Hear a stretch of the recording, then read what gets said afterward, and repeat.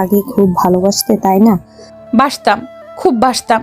এখন আর সেই ভালোবাসাটা আসে না আপু। ভালোবাসা আছে, তুমি আসতে দাও না। তা পাথরের মতো চেপে রেখে নিজেকে কষ্ট দাও, রাইট? সানা ড্যাব ড্যাব চোখে তুলির দিকে তাকায়। তুলি বলে, রিয়াজকে ভালোবাসো, কিন্তু ফ্যামিলির কথা ভাবলে রিয়াজকে ভুলে যাবার চেষ্টা করো। একবার রিয়াজকে চাইলে, একবার ফ্যামিলির কথা চিন্তা করে তুমি দোটানায় ভুগতেছো। সানা মনে মনে অবাক হয়ে যায়। ইনি তো আমার মনের কথাগুলোই বলে দিলেন, কিন্তু কিভাবে? সানার ভাবনার মাঝেই তুলি আবারও বলে, সানা, আমি মনোবিজ্ঞান নিয়ে পড়াশোনা করেছি। শোনো, মানুষ মনোজাতিক ব্যাপারগুলো কিছুটা হলেও বুঝি। আমি বুঝতে পারছি তুমি খুব চাপা কষ্টে আছো। সেটা তুমি রিয়াজকেও বলতে পারছো না এবং নিজেকেও বুঝাতে পারছো না। তুমি রিয়াজের ফ্যামিলির ব্যাকগ্রাউন্ড এবং তোমার ফ্যামিলির ব্যাকগ্রাউন্ডের কথা ভেবে নিজেকে রিয়াজের লাইফ থেকে সরাতে চাচ্ছ। যখন তুমি রিয়াজকে ভালোবাসতে শুরু করো তখন তুমি ছিলে কিশোরী, এখন তুমি কিশোরী নও, ম্যাচিউর। আমি বলবো না তখন রিয়াজের প্রতি তোমার শুধুই আবেগ ছিল, ভালোবাসাটাও কম ছিল না। ডিফারেন্স তখন নবপল্লভে কিশোরীর মনে ভালোবাসাটাকে ধারণ করেছে, আর এখন বড় হওয়ার সহিত ভালো মন্দ বুঝতে শিখেছে। তাই ফ্যামিলির কথা ভেবে ভালোবেসে ও ভালোবাসাটা চাপা রেখেছো। ঠিক বলছি না সানা? সানা কি জবাব দিবে তা নিজেই বুঝে উঠতে পারছে না। এই মেয়ে তো পুরাই জ্যোতিষী। তার মনের কথা কিভাবে পড়তে পারলো সে? তার অব্যক্ত কথাগুলো কিভাবে প্রকাশ করলো সে? মাই গড! সানা, জাস্ট কুল। আমি তোমার দিনগুলো পুরোপুরি ধারণ করতে না পারলেও অনেকগুলো পয়েন্ট ধরিয়ে দিয়েছি তোমাকে। মেইন কথা আসি, তুমি রিয়াজকে এসব রিজনে যদি দূরে ঠেলে দাও তাহলে তুমি ভুল করছো। ভেবেছ অন্য জায়গায় বিয়ে হলে সব ঠিকঠাক মতো চলবে, আত্মীয়তার মাঝে আত্মীয়তার কোনো ঝগড়া বিবাদ থাকবে না ইত্যাদি। তবে কয় যুগ ধরে ঝগড়া বিবাদ লেগে থাকবে বলো? একদিন, 2 দিন, 3 দিন পরে দেখবে ছেলে মেয়েদের মুখের দিকে তাকিয়ে ফ্যামিলি একদিন ঠিকই সব মেনে নেবে। আর সেখানে রিয়াজ, এর ব্যাপারে তো তুমি জানো ও কতটা স্ট্রং। বলেই তুলি একটা হাফ ছাড়ে। সানা চুপচাপ বসে থাকে। তার চুপ থাকার মাঝে ভাবনার চিত্র স্পষ্ট। তুলি সেদিকে কিছুক্ষণ তাকিয়ে থেকে বিছানা ছেড়ে উঠে খানিকটা দূরে এসে রিয়াজকে কল করে। কলের রিসিভ হতেই উচ্ছ্বাসিত গলায় বলে, হ্যালো রিয়াজ। হ্যাঁ দোস্ত বল। তোরা কখন আসবি? আমার এখনো দুলা সাজ সম্পূর্ণ হয়নি। দুলা সাজটা শেষ করেই আর কিছুক্ষণের মধ্যেই চলে আসব। সানাকে সাজাচ্ছিস? আরে গর্দব, ওটাই তো পারতেছি না। কেন? ও শাড়ি পরতে চাচ্ছে না? ওকে যে শাড়ি পরিয়ে তোর গলায় ঝুলিয়ে দেব ওটাই তো বলার মতো ওই পাচ্ছি না। ও যদি মুখের উপর উল্টো কথা শুনিয়ে দেয়? ভিতর ডিম একটা, ছোট্ট একটা মেয়েকে শাড়ি পরাতে পারিস না? তুই আইসা তোর বউরে পরা রাখাম আমি। তুলি কল রাখতেই সানা পেছন থেকে তুলিকে ডেকে ওঠে। আপু, শপিং ব্যাগগুলোতে কি? তোমার জন্য একটা শাড়ি এনেছি আর কিছু সাজগোজ। কিন্তু কেন? মানে আজকে তো গোসল করনি, সেই জন্য রিয়াজ শাড়ি কিনে আমাকে দিয়েছে তোমাকে পরানোর জন্য। বাথরুম থেকে গিয়ে ফ্রেশ হয়ে আসো, আমি আজ নিজ হাতে তোমাকে শাড়ি পরিয়ে দেব। বলেই মিষ্টি হাসলো তুলি। সানা ভয় পেয়ে বলল, কিন্তু আরে কেন কিন্তু না, যাও। সানা নিজের দিকে তাকিয়ে গায়ের গন্ধ শোকে। গা থেকে বালির গন্ধ নাকে আসছে। আসলে একটু হালকা হওয়া যাবে, টেনশনটাও কমবে ভেবেছে সানা। তুলির মুখের উপরে আর কিছু বলল না, বাধ্য মেয়ের মতোই বাথরুমে ঢুকে গেল।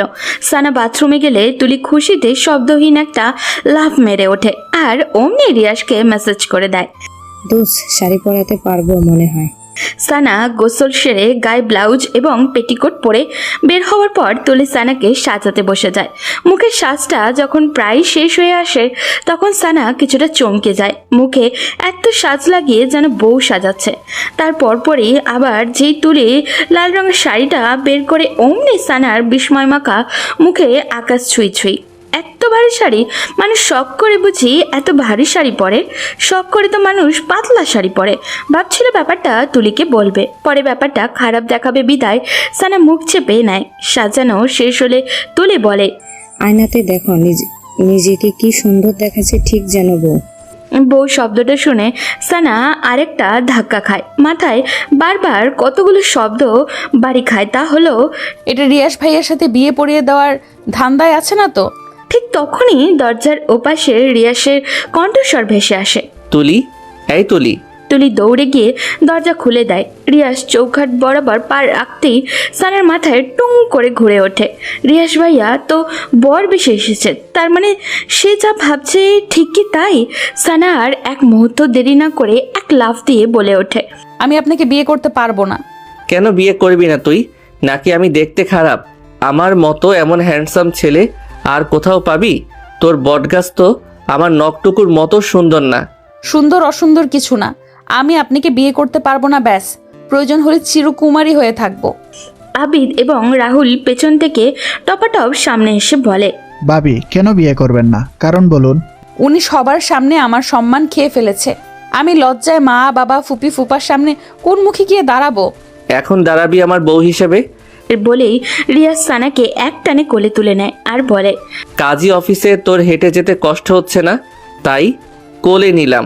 তারপরও আজ তোকে আমি বিয়ে করব এবং করবই। বলে সানাকে নিয়ে সিঁড়ি বেয়ে লাগায় এক ছুট। আর তার দিকে রাহুল, আবিদ এবং তুলি হাসতে হাসতে শেষ। রিয়াসের ধমকাধমকির করতলে চাপা খেয়ে সানা কবুল বলে ফেলে। তারপর কাবিননামায় সই করে একপাশে ছিটকে দাঁড়িয়ে মুখ শাড়ির আঁচলে টেনে বাচ্চাদের মতো নাক টেনে টেনে কান্না জুড়ে দেয়। রিয়াস তার সইটা শেষ করে সানার দিকে এগিয়ে এসে কঠিন গলায় বলে, এই একদম কাঁদবি না, গুম করে ফেলবো তাহলে। গুমই করে ফেলুন।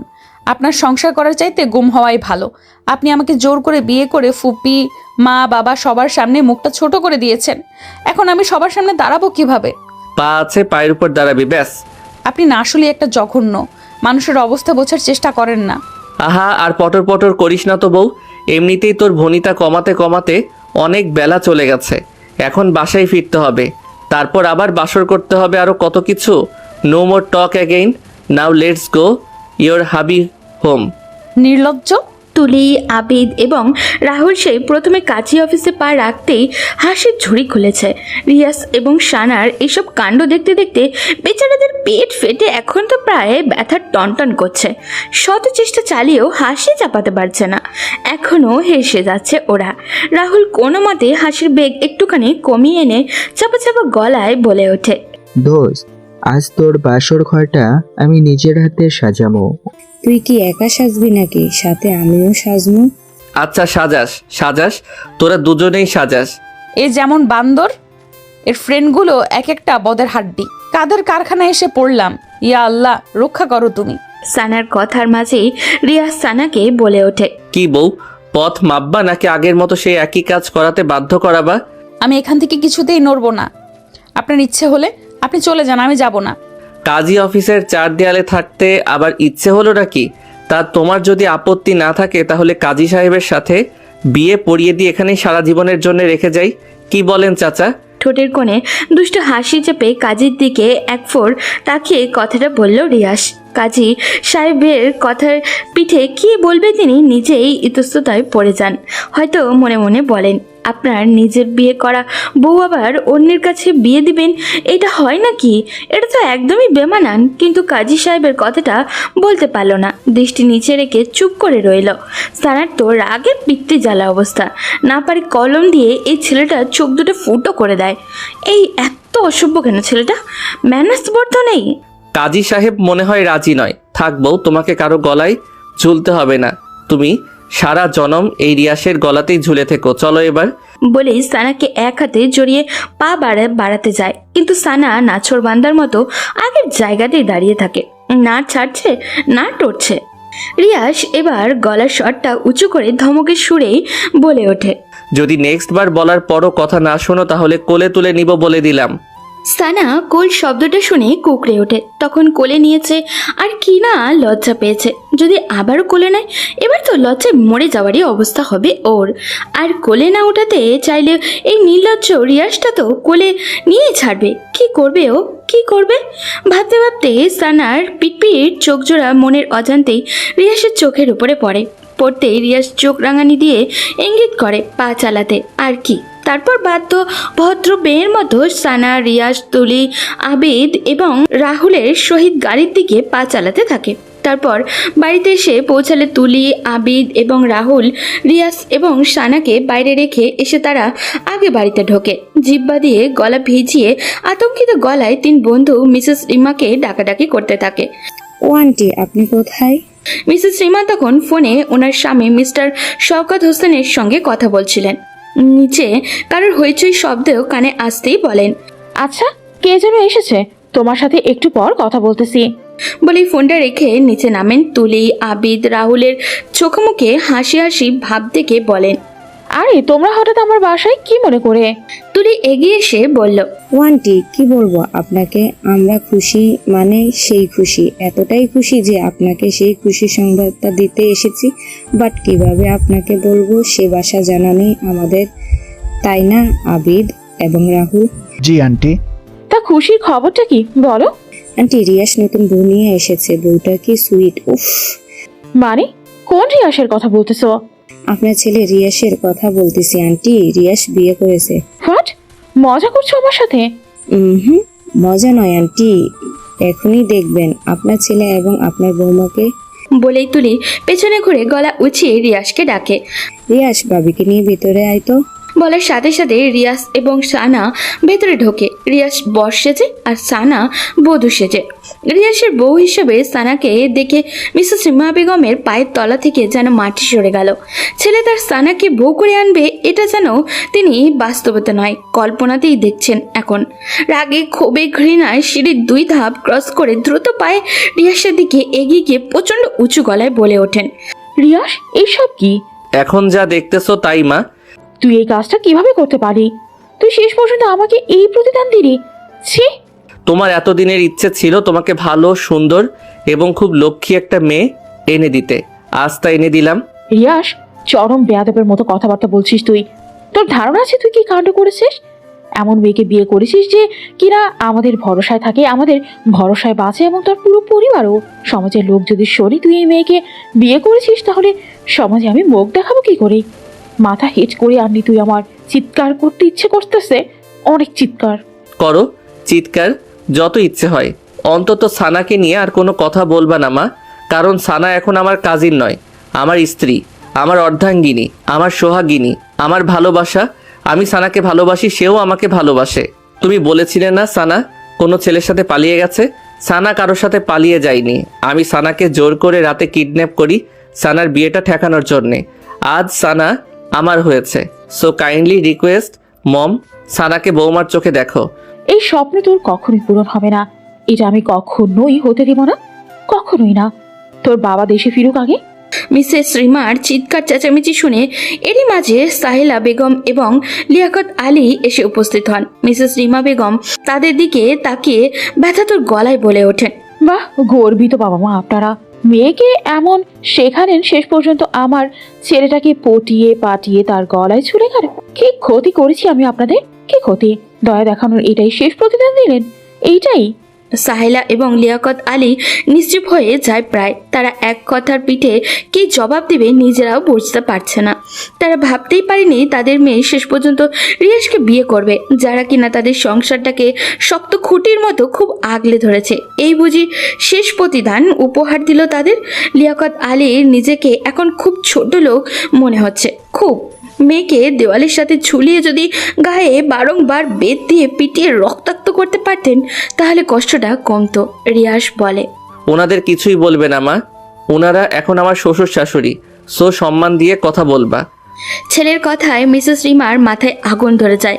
ওনার এখন যে কী করতে মনে ইচ্ছা হচ্ছে উনি তা নিজেই জানে না। ওনার নিজের পেটের ছেলে ওনাকে না জানিয়ে বিয়ে করেছে, আবার এমন উদ্ভট বিহেভ করছে। খুব কষ্ট লাগছে মিসেস রিমার। একটা সেকেন্ডও দাঁড়ালেন না, সবার দিকে একবার আগুন চোখে তাকিয়ে সিঁড়ি বেয়ে নিজের রুমের দিকে চলে যান। ঠাস করে বন্ধ করে ফেলেন দরজা। সাহেলা বেগম এগিয়ে আসেন। সানা, তুই এটা কি করে করলি? এটা কি করলি মা? কেন রিশানকে বিয়ে করলি? দুনিয়াতে আর কি ছেলের অভাব ছিল? একে ছোট্টবেলায় বিষ খাইয়ে মেরে ফেলা দরকার ছিল, না হলে এরকম দিন আমাদের দেখতে হতো না। উপকার করা মানুষদের কৃতজ্ঞতা ফিরিয়ে দিতে হতো না। আমরা এতদিন বেয়াদব একটা মেয়ে বড় করেছি। সানার চোখ মুখ কুচকে ফেলল, চোখের পানি তো বৃষ্টির ফোঁটা হয়ে বের হচ্ছে। সানার এত কষ্ট হলেও রিয়াসের একদমই কষ্ট হচ্ছে না, বুকটা দাউ দাউ করছে সানার। রিয়াস শান্ত গলায় লিয়াকত আলীকে বলে, সানার কোনো দোষ নেই বাবা, সানার ইচ্ছের বিরুদ্ধে আমি ওকে বিয়ে করেছি। আপনারা খামোখা না জেনে অমন মিথ্যা অপবাদ ওর উপর দিতে পারেন না। প্লিজ ওকে নিয়ে কিছু বলবেন না, ও এখন রিয়াসের বউ। তোমরা আমাদের অর্ধেক খরচ চালাও, সেই তোমাদেরই আমরা গলা কেটে দিলাম। এটা কিভাবে মেনে নিব বলো? ওসব ভেবে এখন আপনারা আমাকে ছোট্ট করতেছেন, এত ভাববেন না প্লিজ। মনে করেন সব অ্যাক্সিডেন্টলি হয়ে গেছে বাবা। লিয়াকত আলী চোখের চশমাটা খুলে ফতুয়ার কোণা দিয়ে চোখের কোণায় পানিটুকু মুছে নেন। তারপর চশমাটা আবারও চোখে এঁটে সাইলাকে উদ্দেশ্য করে কঠিন গলায় বলেন, শাহিলা চলে আসো। বলে রুমের দিকে এগিয়ে গেলেন। সাইলা বেগম না যেতে ইচ্ছা হলেও পরিস্থিতির শিকারে বাধ্য হলেন স্বামীর পেছন পেছন যেতে গিয়েও মেয়ের দিকে একবার তাকালেন। সানা খুব তীক্ষ্ণ চোখে তার বাবার যাবার পথের দিকে চেয়ে রইল। তার বাবার চোখে আজ এই প্রথম পানি দেখল সে। এর আগে কুলুর বলদের ঘাড়ির মতো সংসারটা টেনেছে, অথচ এর আগে বাবাকে কখনো কাঁদতে দেখেনি। তাহলে সে কি আজ আর তার বাবাকে খুব বেশি পীড়া দিয়ে ফেলেছে? খুব হাউমাউ করে কাঁদতে ইচ্ছা হচ্ছে তার, খুব। বাবার পায়ের তলায় গিয়ে পড়ে বাবার দুই পা জড়িয়ে বলতে ইচ্ছা করছে, বাবা প্লিজ আমাকে ক্ষমা করে দাও, প্লিজ বাবা। কিন্তু তার হলো না। শাহিলা বেগম রুমে ঢোকা মাত্রই লিয়াকত আলী দরজা বন্ধ করে ফেলেন। তুলি এগিয়ে আসে, সানার কাঁধে হাত রেখে বলে, সব ঠিক হয়ে যাবে ভাবি। প্রথম এরকম পরিস্থিতি হবে, দেখবে পরে সব স্বাভাবিক হয়ে যাবে। এই কষ্টকে কষ্টই মনে হবে না, আর কষ্ট দিও না নিজেকে। অনেক রাত হয়েছে, এবার রুমে চলো। বলেই তুলি সানার হাত ধরে সানাকে রিয়াসের রুমের দিকে হেঁটে হেঁটে নিয়ে যেতে থাকে। ফুল, ফিতা, বেলুন দিয়ে বাসর ঘরটা মোটামুটি ঘরোয়াভাবে সাজানো হয়েছে। দেখতে একদম অসুন্দর বলা যায় না, খুব চমৎকার হয়েছে। সানা ফুলসজ্জার বিছানায় একদম কোণের দিকটায় হাঁটু ভাঁজ করে বসে আছে, চোখে মুখে তার বিষণ্ণতার রেখা। রিয়াসের সাথে বিয়েটা করে আসলেই খুব অন্যায় করে ফেলেছে সে। হুপির রাগ, বাবার অভিমান আর মার কষ্ট সবগুলো চিত্র যেন চোখের সামনে একে একে জীবন্ত হয়ে ভেসে উঠেছে। কিছুতেই মনকে বোঝাতে পারছে না, কেউ তো আর মনে হয় না তাকে কখনো ক্ষমা করবে। ভুলগুলো ভুলে গিয়ে তাকে কাটছে টেনে নিবে। তাহলে কি এভাবেই চলবে জীবনময় গতি? কি হবে পরের দিনগুলো? ভাবতেই মুহূর্তেই সানের বুকটা ভার হয়ে ওঠে। তার সাথে চোখের কোণা থেকে মোটা 2 ফোঁটা অশ্রু বেরিয়ে আসে। দ্বিতীয় ফোঁটা পড়তেই নিলেই কারোর হাতের স্পর্শ চোখের নিচটা শুষ্কে ওঠে। সানা বিষণ্ণ চোখে সামনে তাকায়, দেখে রিয়াস সেই পানিটুকু মুছে তার দিকে মায়া ভরা চোখে তাকিয়ে আছে। সানা আবার একটু অস্ফুট একটা শব্দ করে রিয়াসকে এক ধাক্কা দিয়ে খানিকটা দূরে সরিয়ে দেয়। অভিমানী স্বরে বলে ওঠে, আপনি আমাকে একদম ছুবেন না। এই আপনার জন্য আজ আমার এই এমন দিনটি দেখতে হলো। দূরে যান আমার থেকে। রিয়াস নিজের অবস্থান ধরে রেখে সানার দিকে এগিয়ে এলো। কুল সানা কুল, আস্তে আস্তে সব ঠিক হয়ে যাবে। এই যে আজ না দেখছিস মায়ের মামার রাগ অভিমান, কদিন পর দেখবি সবাই সব ভুলে ঠিকই তোকে আমাকে কাছে টেনে নিয়েছে। ভুল কিছুই ঠিক হবে না। না আপনার মা এই সম্পর্ক মেনে নেবে, আর না আমার বাবা, কেউই মেনে নেবে না। আপনি খামোখা আমার জীবনটা নষ্ট করে দিলেন। আমি তোর জীবন নষ্ট করিনি, আমি তোকে ভালোবাসি। আর আমাদের এই ভালোবাসায় একদিন সবার মন ঠিকই জয় করে নিবে, দেখিস। আমার উপর শুধু একটু বিশ্বাস রাখ। না কোনো বিশ্বাস আর না কোনো ভরসা। আপনার সাথে আমার কোনো কথা নাই। সরেন এখান থেকে, আমি ঘুমাবো। বলেই সানা পাশ থেকে একটা বালিশ টেনে নিয়ে সেখানে মাথা রেখে কাত হয়ে শুয়ে পড়ে। আর রিয়াস ছোট ছোট চোখ করে সানার দিকে তাকিয়ে আছে। স্বপ্ন ছিল বউকে সাথে বসে কত মিষ্টি মিষ্টি কথা বলবে, তাদের ভালো লাগা, ভালোবাসা আর অনুভূতি শেয়ার করবে। তারপরে আরও কত কি। আর এই মেয়ে ফ্যামিলির দোহাই দিয়ে সব লাটে উঠিয়ে দিল। তাহলে তার এতদিনের সব স্বপ্ন জলে মিশে গেল ভেবে রিয়াসের গলার স্বরের বিষণ্ণতা নামিয়ে বলে, সানা এখনই ঘুমাবে? সানা প্রত্যুত্তর করল না।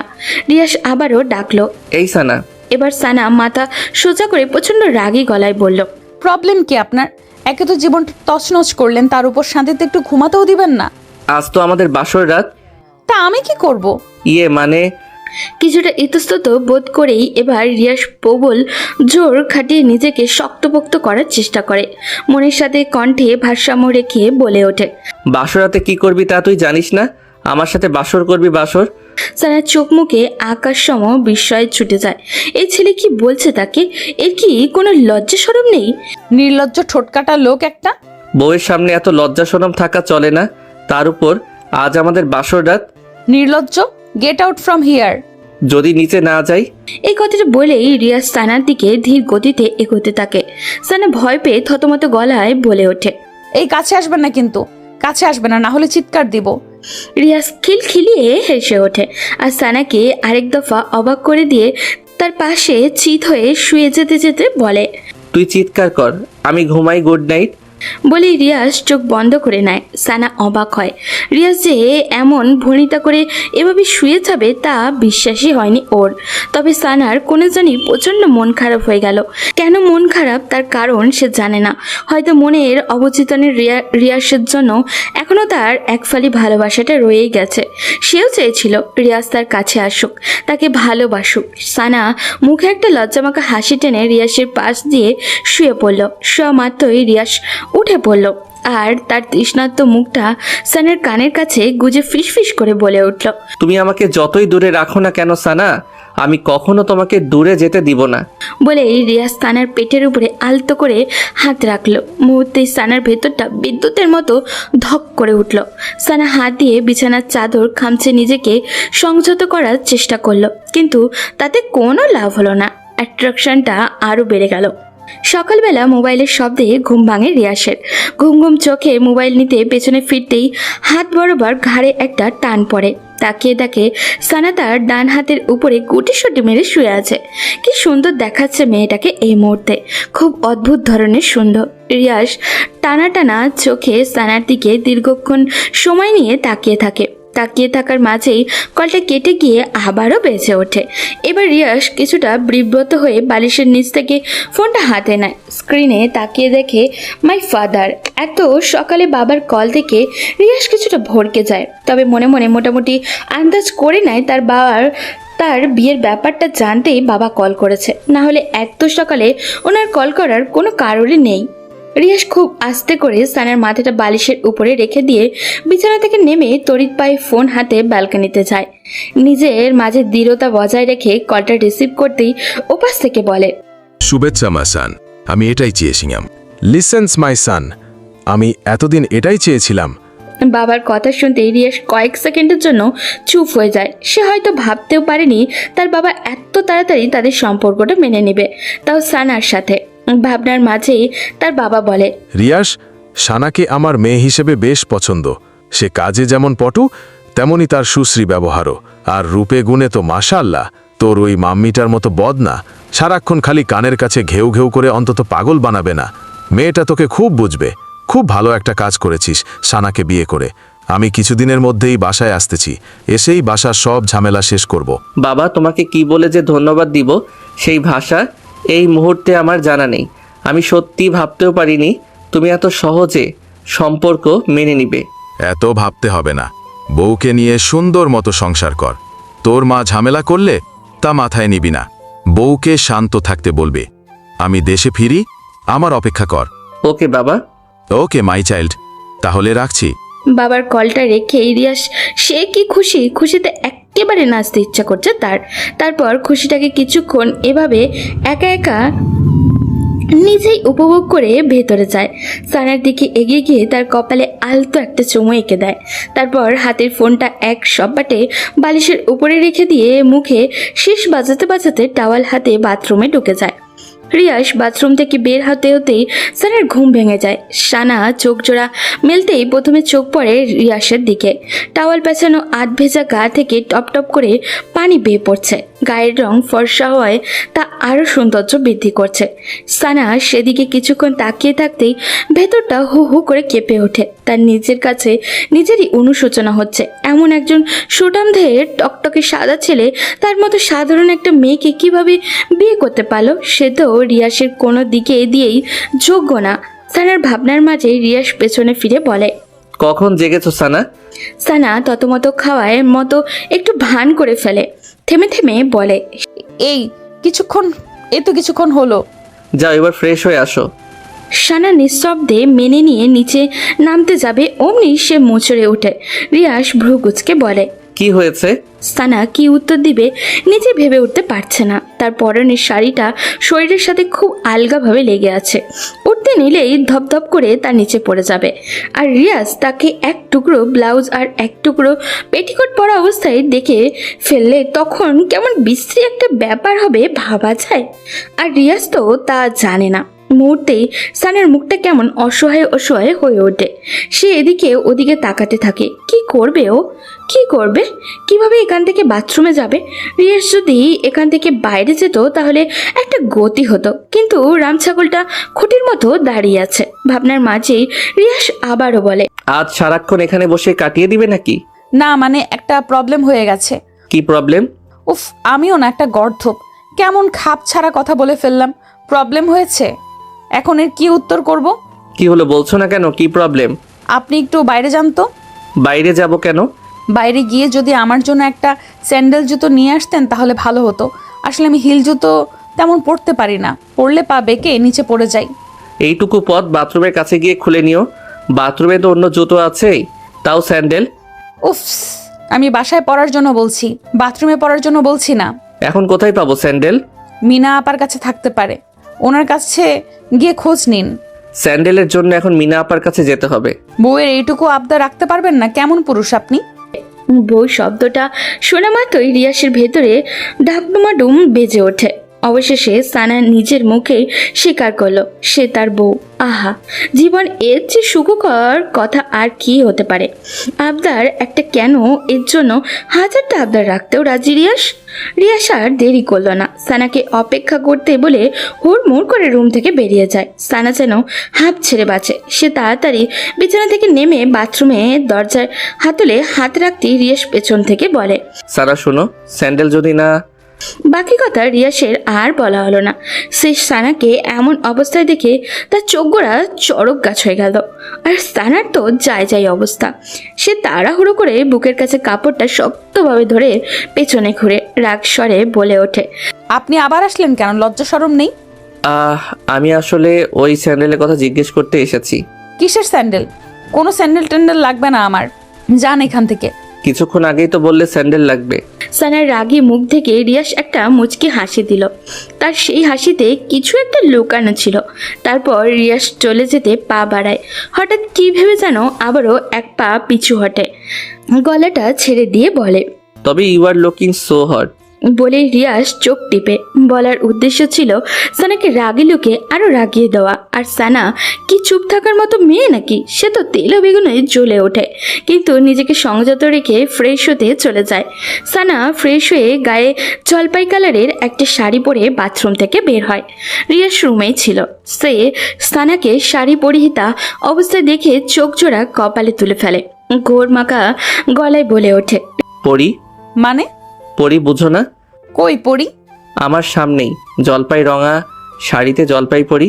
রিয়াজ যেই তাকাতে উদ্দেশ্য করে কথাটা বলছে, সানা বুঝতে পেরে গাঢ় একটা হাসি দেয়। তারপর ভ্রুযুগল কুচকে বলে, এত পরি করা লাগবে না। কিছুক্ষণ আগে কি বলেছেন মনে আছে? হট? লজ্জা শরম নেই আপনার? রিয়াজ ঠোঁটের কোণে একটা মিষ্টি হাসি টেনে আস্তে আস্তে সানার দিকে এগিয়ে আসে।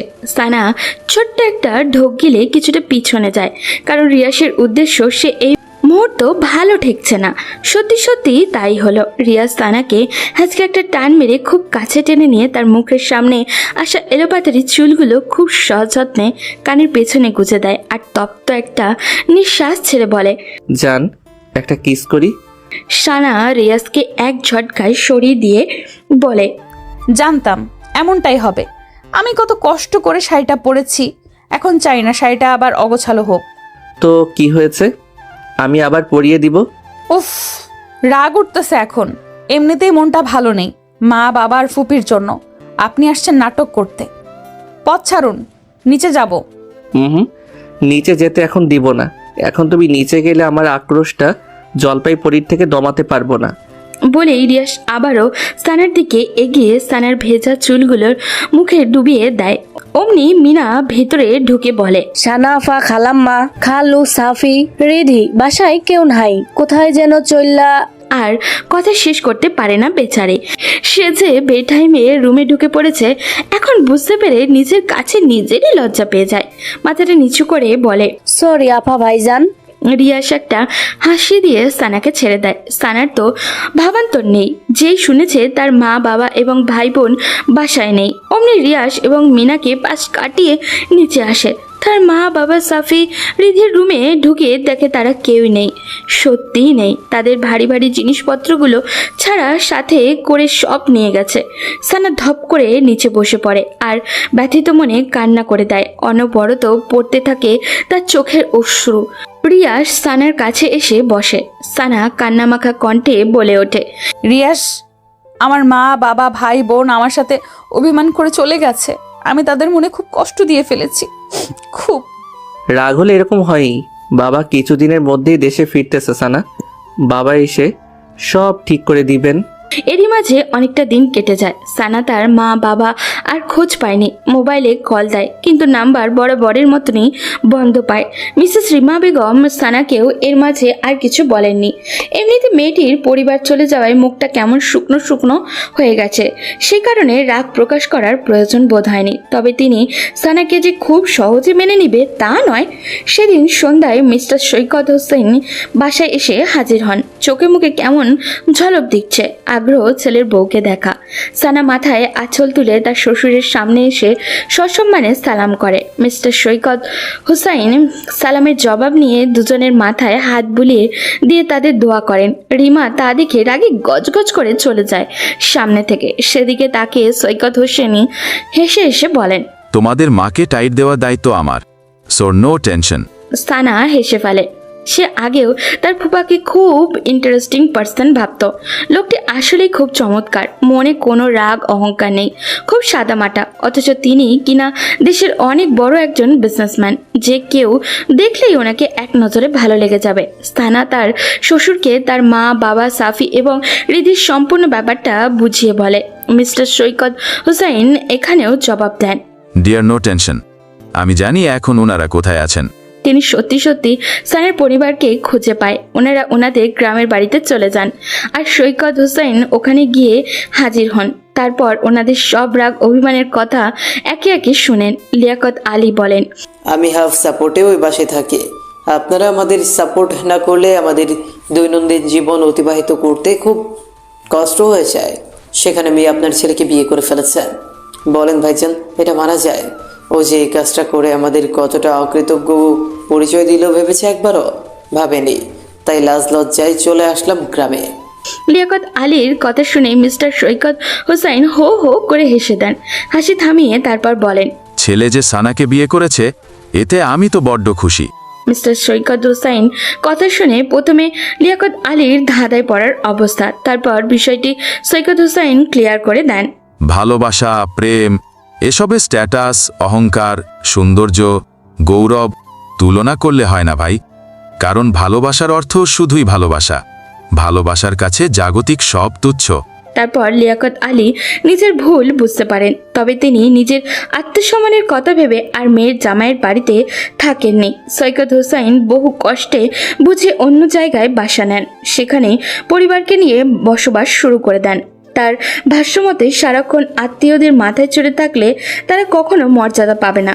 লিয়াকত আলীর যুক্তিসঙ্গত কথা সৈকত হোসাইন মেনে নেন। তারপর মিসেস রিমাও আস্তে আস্তে ঠিক হয়ে যান, নিজের ভুল বুঝতে পারেন। সুন্দর মতো চলতে থাকে তাদের দুটো পরিবারের সংসার। আজ এ পর্যন্তই। গল্পটি আপনাদের কাছে কেমন লাগলো অবশ্যই আমাদের কমেন্ট করে জানাবেন। আর ভালো লেগে থাকলে একটি লাইক দিয়ে চ্যানেলটি সাবস্ক্রাইব করে রাখবেন। ধন্যবাদ।